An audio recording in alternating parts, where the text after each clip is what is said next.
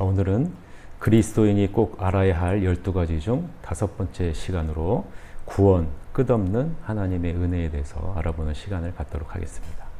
오늘의 암송 구절은 에베소서 2장 8절서부터 10절 말씀입니다.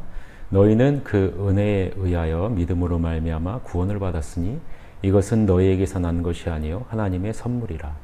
행위에서 난 것이 아니니 이는 누구든지 자랑하지 못하게 함이라. 우리는 그가 만드신 바라 그리스도 예수 안에서 선한 일을 위하여 지으심을 받은 자니 이 일은 하나님이 전에 예비하사 우리로 그 가운데에 행하게 하려 하심이라. 이 말씀을 여러분 꼭 암기하시고 마음속에 두시기 바랍니다. 19세기 스코틀랜드 설교자 존 에디라는 사람은 다음과 같은 말을 했습니다.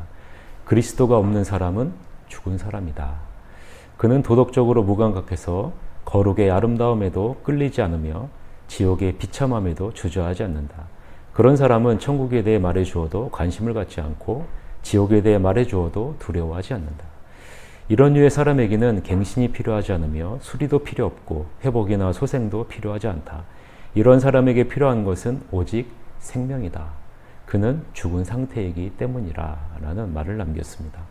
그리스도가 없는 사람은 어떤 사람이라고요? 죽은 사람이라는 거죠. 그래서 하나님이 예수 그리스도를 이 땅에 보내주셨고 예수 그리스도를 통해서 구원 사역을 이루신 것입니다. 이 구원 사역이 어떻게 사람에게 적용될까요? 누군가가 그리스도인인지 어떻게 알 수 있을까요? 하나님은 구원 계획을 정하시고 성경을 통해 우리에게 보여주셨는데 이과에서는 하나님이 믿는 자를 어떻게 구원하시는지를 살펴보는 시간을 갖도록 하겠습니다.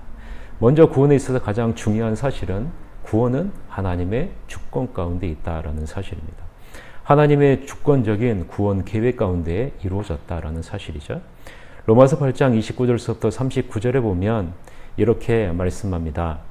하나님이 미리 아신 자들을 또한 그 아들의 형상을 본받게 하기 위하여 미리 정하셨으니 이는 그로 많은 형제 중에서 맏아들이 되게 하려 하심이니라. 또 미리 정하신 그들을 또한 부르신 그들을 또한 의롭다 하시고 의롭다 하신 그들을 또한 영화롭게 하셨다라고 말씀합니다. 여러분 보세요. 미리 정하셨죠? 29절에 30절에는요. 그 다음에 부르셨죠? 30절에 또 의롭다 하셨죠? 그 다음에 영화롭게 하셨습니다. 이것이 바로 하나님이 예정하신 것입니다. 에베소서 1장 4절서부터 6절을 읽고 다음과 같은 질문을 여러분이 한번 답해 보시기 바랍니다. 창세전 이래로 하나님의 계획은 무엇입니까? 하나님은 어떤 계획을 갖고 계셨어요? 창세전에 그리스도 안에서 우리를 택하실 계획을 세우셨고 사랑 안에서 그 앞에 거룩하고 흠이 없게 하려는 계획을 갖고 계셨죠. 그래서요. 어떻게 하셨습니까? 그 구원 계획의 목적은 하나님의 아들을 우리로 삼기 위해서 그리고 은혜의 영광을 찬송하기 위해서 우리를 계획하신 것입니다. 하나님의 은혜로 사람은 그 상태나 그가 할 수 있는 것과 상관없이 예수님의 죽음과 부활을 통하여 구원을 허락받습니다. 또한 하나님께서는 사랑과 자비라는 주의 주권적이고 값없이 베푸시는 행위를 통해 그 구원이 영화에 이르도록 지켜주신다라는 사실입니다. 여러분 잊지 마십시오. 하나님의 은혜로 우리는 우리와 상관없이 예수 그리스도의 죽음과 부활을 통해 구원을 얻는다라는 사실입니다. 이것이 바로 하나님의 계획입니다. 하나님의 작정이 바로 이 안에 담겨져 있죠. 하나님의 작정을 봅시다. 주의 계획을 나타내기 위한 하나님의 작정이 로마서 16장 25절서부터 27절에 기록되어져 있죠. 어떤 내용이 기록되어져 있습니까? 나의 복음과 예수 그리스도를 전파함은 영세전부터 감춰졌다가 이제 나타나신 바 되셨다라고 얘기를 합니다. 무엇으로요? 복음으로 나타났다는 거예요. 예수 그리스도로 말미암아 나타났다라는 사실입니다.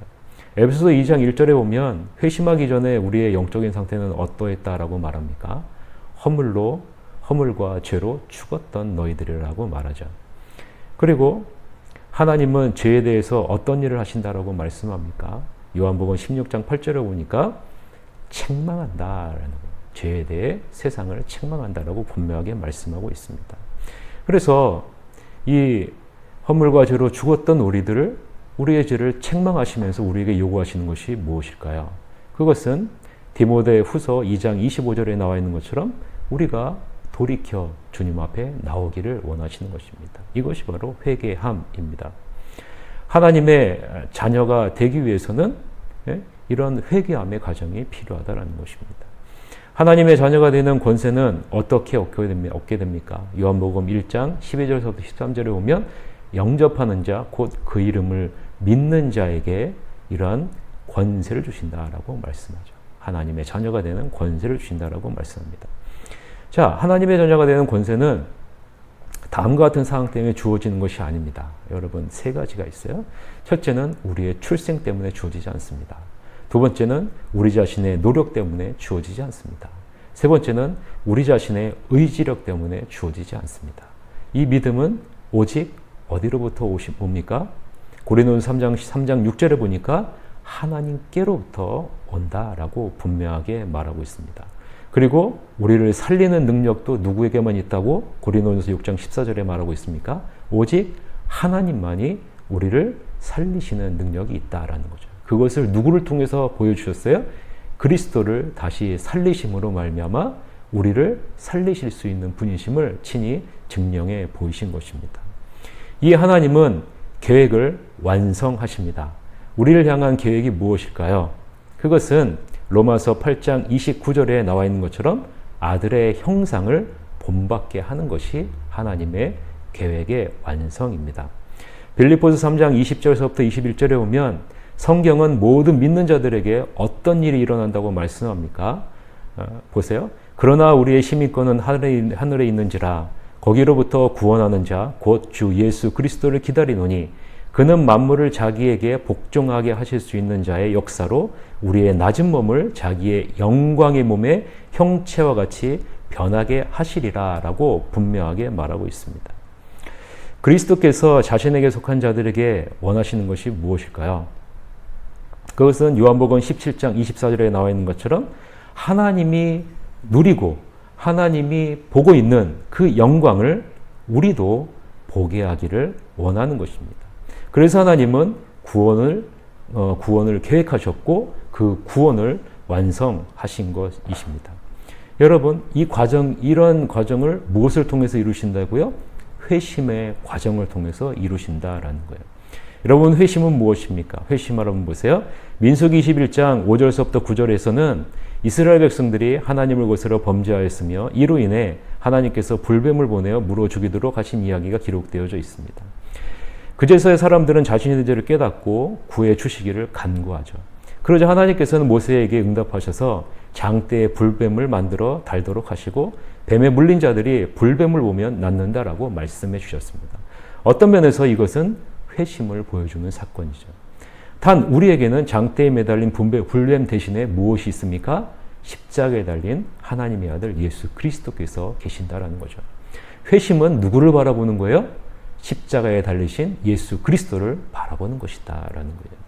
예수 그리스도를 바라봄으로 우리는 무엇을 깨닫게 됩니까? 죄를 깨닫게 된다라는 거예요. 사람이 죄를 깨닫도록 하나님은 무엇을 우리에게 주셨어요? 율법을 우리에게 주셨죠. 예수님을 십자가에 못 박은 것이 잘못임을 깨달았을 때 사람들의 마음은 어떠했어요? 사도행전 2장 36절에서부터 37절에 보니까 이렇게 얘기하죠. 그들이 이 말을 듣고 마음에 찔려 베드로와 다른 사도들에게 물어 이르되 형제들아 우리가 어찌할꼬. 자기 자신의 죄를 깨달았을 때 어떻게 된다고요? 그리스도를 바라보게 된다는 거예요. 회심하게 된다는 거죠. 죄를 회개하게 된다라는 거예요. 이 죄를 회개한 대표적인 사건이 누구입니까? 세리 아닙니까? 세리는 왜 성전에서 하나님께 울부짖습니까? 누가복음 18장 13절에 보면 세리는 멀리 서서 감히 눈을 들어 하늘을 쳐다보지도 못하고 다만 가슴을 치며 이르되 하나님이여 불쌍히 여기소서 나는 죄인이로소이다 하였느니라. 이 세리가 누구를 보았기 때문에 그렇습니까? 예수 그리스도를 보았기 때문에 그런 것이죠. 고린도후서 7장 9절서부터 10절에서 하나님의 뜻대로 하는 근심은 어디에 이르게 하고 마침내 무엇을 이룬다라고 말씀합니까? 거기에 보면 회개함에 이르고 후회할 것이 없는 구원에 이르게 한다라고 분명하게 말하고 있습니다. 여러분 한번 따라해 보세요. 회개란 죄에서 돌아서서 하나님께로 향하는 것이다. 중요한 겁니다. 회개란 죄에서 돌아서서 하나님께로 향하는 것, 이것이 바로 회개입니다. 그리스도께서 바로 우리를 돌아서게 하셨습니다. 뱀에 물린 사람이 장대에 달린 노뱀을 보는 행위는 하나님의 말씀에 대한 믿음을 보여주고 있는 것이죠. 그래서 로마서 10장 13절에 보면 어떤 약속을 우리에게 주십니까? 누구든지 주의 이름을 부르는 자는 구원을 얻으리라. 누구든지 예수 그리스도를 믿고 예수 그리스도를 바라보는 자는 구원을 얻을 것이다 라고 분명하게 말씀하고 있는 것입니다. 로마서 10장 8절에서부터 10절에서는 구원받기 위해 우리에게 무엇이 요구된다라고 분명하게 말씀합니까? 두 가지죠. 내 입으로 예수 그리스도를 시인하고 또 어떻게 해요? 마음으로 믿어야 된다. 하나님께서 그를 죽은 자 가운데 살리신 것을 내 마음에 믿어야 된다라고.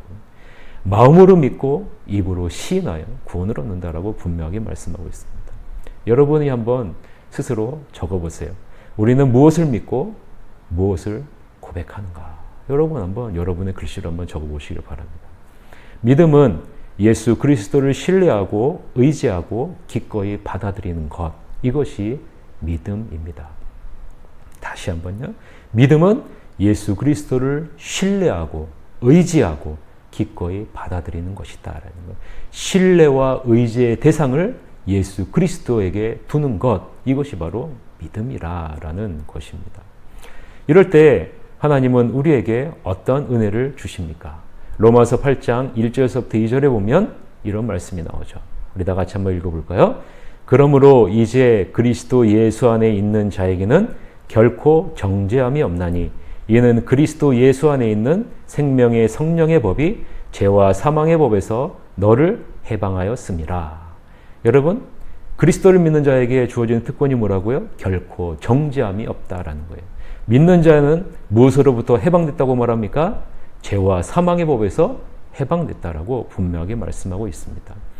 믿는 자들이 죄로부터 해방될 때 우리는 무엇이 된다고 말해요? 의의 종이 된다라고 로마서 6장 18절에 분명하게 얘기하고 있습니다. 그 결과로 인해서 우리에게 얻는 유익은 무엇입니까? 로마서 6장 22절에 영생을 우리가 얻게 된다라고 말합니다. 여러분, 성화는 예수 그리스도의 형상을 본받아가는 과정이 바로 성화입니다. 이런 구원의 증거는 세 가지가 있습니다.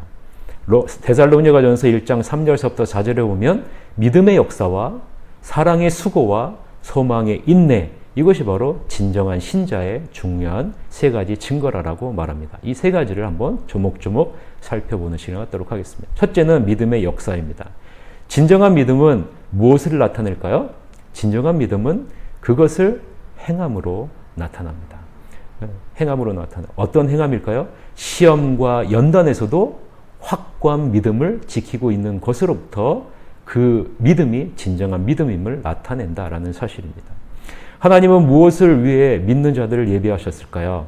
에베소 2장 10절에 보면 예수 안에서 선한 일을 위하여 우리로 그 가운데 행하게 하기 위해서 우리를 예비하셨다라고 분명하게 말합니다. 하나님을 믿는 사람들은 어떤 일을 해야 할까요? 또한 그 이유는 무엇입니까? 하나님을 믿는 사람들은 디도서 3장 8절에 보니까 선한 일에 힘써야 된다라고 말합니다. 왜요? 이것이 아름답고 사람들에게 유익하기 때문에 그렇습니다. 두 번째로 사랑의 수고입니다. 히브리서 6장 10절에 보면 하나님은 믿는 자들에게 믿음 외에 무엇을 보이신다라고 말합니까? 그것은 사랑을 보인다라고 말합니다.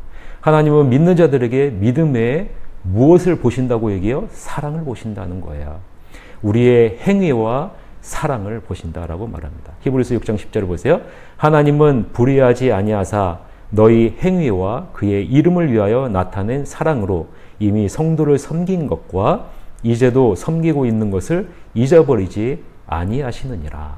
하나님께서 믿는 자에게 보시는 것은 사랑으로 성도를 섬긴 것과 이제도 섬기고 있는 것을 보고 계신다라는 거죠. 우리 믿는 자들의 삶에서 사랑은 어디로부터 올까요? 로마서 5장 5절에 보니까 성령으로부터 온다라고 분명하게 말하고 있습니다.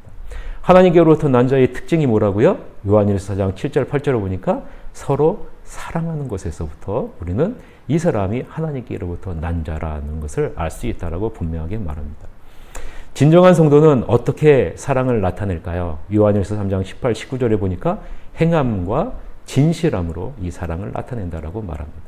마지막 세 번째로 소망의 인내입니다. 예수님은 누가 구원을 받으리라라고 말씀을 하고 있습니까? 마태복음 10장 22절에 보니까 끝까지 견디는 자에게 구원을 베풀겠다라고 말합니다. 디모데전서 4장 10절에 보면 우리가 인내할 수 있는 이유를 이렇게 설명합니다. 이를 위하여 우리가 수고하고 힘쓰는 것은 우리 소망을 살아계신 하나님께 두미니 곧 모든 사람 특히 믿는 자들의 구주시니라. 우리의 소망을 어디에다 둔다고요? 살아계신 하나님께 두기 때문에 우리가 인내할 수 있다라는 것이죠. 그리스도인이 가진 소망은 어떤 소망입니까? 갈라디아서 5장 5절에 보니까 의의 소망이라고 얘기합니다. 데살로니가전서 5장 8절에 보니까 구원의 소망이라고 말합니다. 디도서 3장 7절에 보니까 영생의 소망이라고 얘기합니다. 그래서 이것을 우리가 늘 소망에 품고 있어야 된다라는 것이죠. 세 가지 여러분이 잊지 마시기 바랍니다. 믿음의 역사, 사랑의 수고, 소망의 인내를 갖는 것. 이것이 구원받은 자들에게 꼭 있어야 할 세 가지의 모습이라는 거예요. 그래서 골로새 교인들에게도 세 가지가 있었어요. 세 가지. 여러분 골로새서 한번 보세요. 여러분 같이 한번 읽어보세요. 이는 그리스도 예수 안에 너희의 믿음과 모든 성도에 대한 사랑을 들었으며 너희를 위하여 하늘에 쌓아둔 소망으로 말미암음이니 곧 너희가 전에 복음 진리의 말씀을 들은 것이라. 이 복음이 이미 너희에게 이르매 너희가 듣고 참으로 하나님의 은혜를 깨달은 날부터 너희 중에서와 같이 또한 온 천하에서도 열매를 맺어 자라는도다 라고 말씀하죠. 여러분 골로새 교회에서도 뭐가 있었어요? 소망이 있죠. 예? 그리고 복음의 진리의 말씀이 있죠. 그리고 어떻게 열매를 따라 자라나는 모습이 있습니다. 자, 적용해 봅시다. 하나님은 구원의 절대 주권자이십니다. 신자는 자신의 가치 때문이 아니라 하나님의 목적과 은혜로 인해 구원의 부르심을 받은 자들입니다. 하나님께서 당신을 구원하시기로 택한 것을 알았다면 이제 여러분은 어떻게 반응해야 될까요? 에베소서 1장 4절을 보니까 거룩하고 흠이 없게 살려고 열심히 최선을 다해야 된다라고 말합니다. 또한 로마서 6장 12절부터 13절에 보면 우리가 어떻게 살아야 된다고 얘기합니까? 죄가 너희 몸을 지배하지 못하도록 해야 된다. 불의의 무기로 죄에게 너희가 내어주지 말도록 해야 된다. 어떻게 해요? 의의 무기로 사용되어지도록 너희가 노력해야 된다라고 말합니다. 여러분 같이 한번 따라해 보세요. 참된 신자는 죄를 깨닫고 죄로부터 돌아섭니다. 그리고 기꺼이 하나님께 순종하여 그리스도를 따릅니다. 또한 참된 신자는 믿음의 역사, 사랑의 수고, 소망의 인내를 나타냅니다. 이 세 가지는 모든 참된 신자들에게 있는 것으로 그의 삶의 방향을 결정합니다. 이 구원의 은혜를 받은 우리들이 이렇게 삶의 방향을 설정해 살아야 된다라고 분명하게 말하는 것입니다. 바라기는 제가 이렇게 모든 성도님들이 이러한 삶을 살으셔서 하나님 앞에 칭찬 듣는 복된 성도님들이 다 되시기를 바랍니다. 다음 시간에는 육과 성령, 그분의 인격과 사역에 대해서 알아보도록 하겠습니다.